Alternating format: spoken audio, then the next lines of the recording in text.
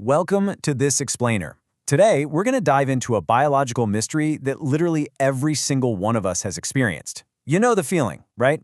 We're talking about that tiny little pause, that involuntary gasp, the reason your body instantly reacts to a bump in the night, or, let's be honest, your refrigerator suddenly dropping ice at 3 a.m. way before your conscious mind even knows what's happening. Okay, let's dive right into this, because this reflex we all have, it's older than language, it's older than farming, and it is possibly even older than our own species. So I want you to picture this. You're completely alone in your house late at night. Everything is dead quiet. And then suddenly, you hear a single unexplained sound. Maybe it's a heavy footstep upstairs or a crash from the kitchen. What actually happens in that moment? You definitely don't pause to perform a logical risk assessment. Nope, you instantly stop moving. Your heart speeds up, your muscles tense, your breathing totally changes. You just freeze. It's only after all of that physical stuff happens that your conscious mind finally kicks in to ask, wait, what was that? Now, in our modern world, we completely misinterpret that freeze response. We usually just brush it off as a biological glitch, or we label it as annoying anxiety. But the reality is entirely different. Your nervous system isn't broken. Not at all. That reaction is actually one of the most perfectly calibrated survival tools your ancestors ever developed. You are literally carrying millions of years of successful survival decisions inside you right now. To really wrap our heads around how this works, we're going to take a massive leap back in time. We're going on a chronological journey starting with tiny primates 55 million years ago, hitting the Laetoli footprints at 3.6 million years, checking out the discovery of fire at 790,000 years, all the way up to the Chauvet Cave 36,000 years ago. Let's start way back, 55 million years ago. Picture a warm planet covered in these endless, incredibly dense forests. Our ancestors at this point did not look like us. They were these tiny primates, roughly the size of modern squirrels, and they were definitely not strong, fast, or anywhere near the top of the food chain. They were surrounded by massive snakes and early meat-eating mammals in this super thick canopy of leaves and vines. So seeing danger coming? Totally impossible. Visibility was basically useless. If you couldn't see 20 meters ahead of you, your ears were literally your only early warning system. So the absolutely crucial point here is this. Natural selection did not reward the primates who correctly identified every single sound. It rewarded the ones who reacted immediately, no questions asked. Think about it. If you jump at a harmless noise, what happens? You waste a little bit of energy, maybe you look a bit silly, but if you ignore a predator because you just wanted to be really sure it was there, your bloodline ends forever. Evolution optimizes for survival, not your comfort. The cautious ones lived long enough to pass that startle reflex down to you, while the fearless ones, well, they became fossils. Let's move forward a bit to 3.6 million years ago and see how this builds. Over in Tanzania, perfectly preserved for under ancient volcanic ash, we find the Laetoli footprints. Now, these are not the footprints of fearless hunters mastering the earth. They show highly vulnerable creatures walking through tall grasses. Out there on the savanna, grass hides movement, and hidden movement makes a sound long before it takes a visible shape. When you're walking through grass that's taller than your shoulders, uncertainty itself is a blaring warning. Because of that immense vulnerability, early groups had to share awareness. Surviving alone was completely impossible. You essentially needed another pair of ears and another heartbeat ready to panic before yours did. And this led to something really fascinating called contagious fear. If one person froze at a strange sound, everybody froze. No discussion, no voting on what to do, just instant collective attention. And guess what? You still do this today. If someone looks absolutely terrified on a crowded modern street, you instinctively turn around to look. You are literally borrowing survival from the crowd. Fast forward again to about 2 million years ago with Homo erectus. We're a bit taller, we have bigger brains, but we absolutely did not own the night. When the sun set, humans lost their primary advantage, their eyesight. The night belonged to the heavy hitters. We're talking lions, giant hyenas, leopards, and giant crocodiles. Nightfall was quite literally a countdown. You had no flashlight, no walls, no locked doors, just pitch darkness. And hearing became humanity's absolute only defense against a world that was perfectly adapted to hunt us. But here is the craziest part. The scariest thing out in that dark wasn't necessarily some cinematic thundering roar. Real predators, lions, leopards, snakes, they don't roar when they're stalking you. They move silently. So sometimes the absolute most dangerous sound was no sound at all.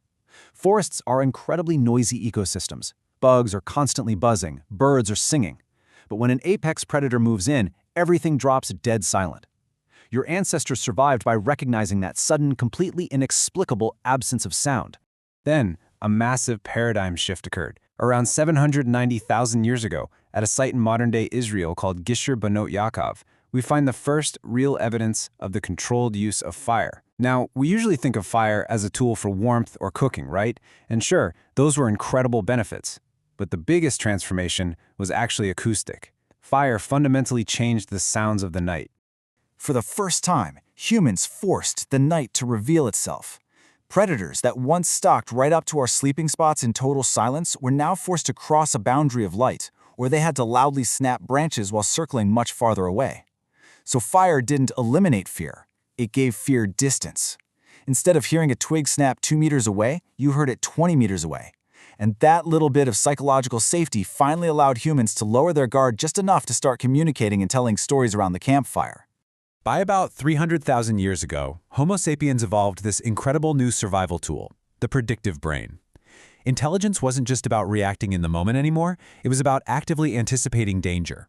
If you survived a predator attack, the next time you heard that exact same rustle in the bushes, your heart would race before the threat even arrived. Fear became portable. Your brain would gladly create 10 false alarms rather than risk missing one real threat.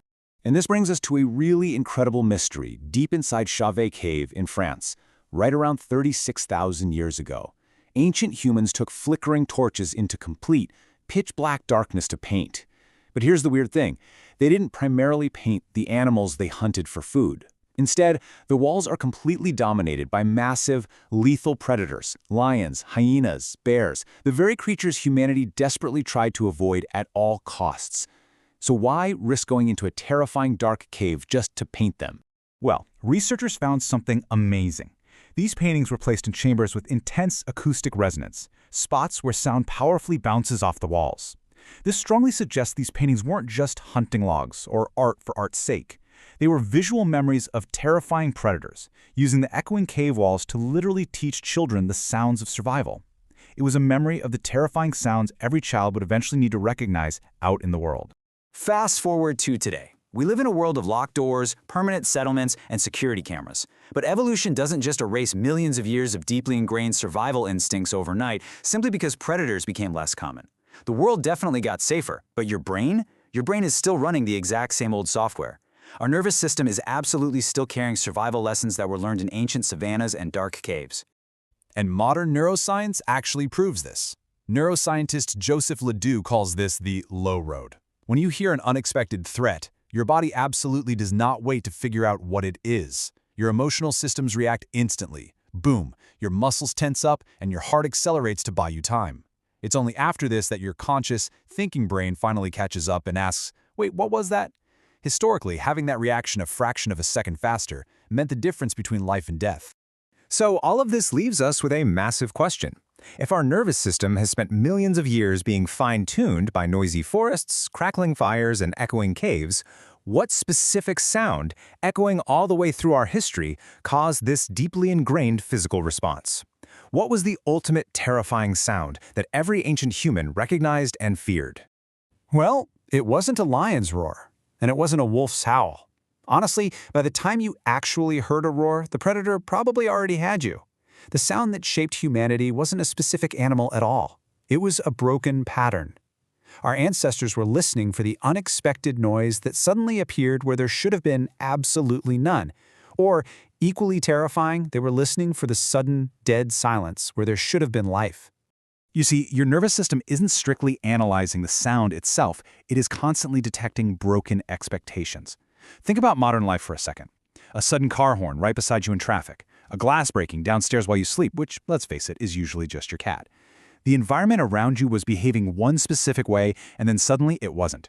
Your brain triggers that immediate physical response because for literally millions of years, a broken pattern meant danger was imminent. We spend so much of our modern lives trying to eliminate fear, right? We view anxiety as this annoying glitch or a personal weakness. But to your ancestors, fear wasn't a weakness at all. Fear was pure, vital information. Every single generation that ignored a strange sound ended its own story right there in the grass. Every generation that paused, looked, listened, and lived, they passed that brilliant, life-saving instinct forward to you. So, as we wrap up this explainer, I want to leave you with this thought.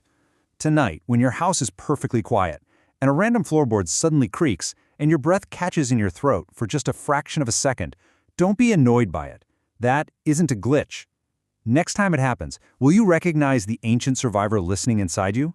Thanks so much for watching this explainer, and tonight, keep your ears open.